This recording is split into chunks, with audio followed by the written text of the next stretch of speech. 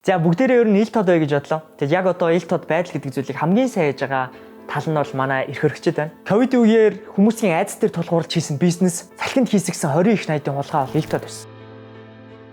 Хилээ хааж, тусгай үргийн нислэгээ дамлан зарсан 8 ил тод байсан.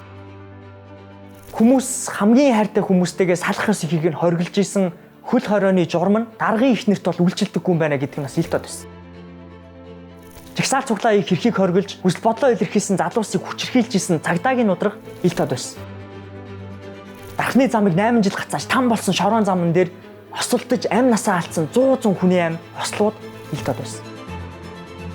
Удаагүй түлшиндээ угаардаж өгсөн 100 гэр бүлийн гашуун түүхүүд ил тод байсан. Авилгатай ирсэн хууль тэмцэл бүх бурууга шүүхрүү нээлзаасан дарангуйлах хүсэл нь бас ил тод байсан. Төвчрлийг бууруулах нэртэй олон сайхан нэртэй төслүүд гүнгийн автобусны хулгай ил тод байсан. Үндэсний үйлдвэрлэгчид хувийн хөвшил, баялаг бүтээгчид рүүгээ халдсан халдлагууд ил тод байсан. Харин одоо 2024 оны сонгуулиар хэл мэдээллийн байгууллагууд нөлөөлөгчид залуусыг худалдаа авж байгаа худалдаа авалт нь бидний нүдэнд ил тод байна. Намж та бас тараас үйлдэл бодол мөнгөнд худалдагддаг хямдхан бичээчтэй явцгүй санаа ил тод байна. Энэ сонгуульд болоод л дуусна. 18 хоног шуураад л өнгөрнө. Бид шинэ засгийн газар, шинэ парламенттай бол. Гэхдээ хэвэндээ үлдэх зүйл нь сонгогчд, сонгогчдын боловсрол. Энэ зүйлийг өөрчлөгдөхгүй бол бид байдгаараа хамгийн муу гэсэн сонголтоо дахин хийсээр л байх.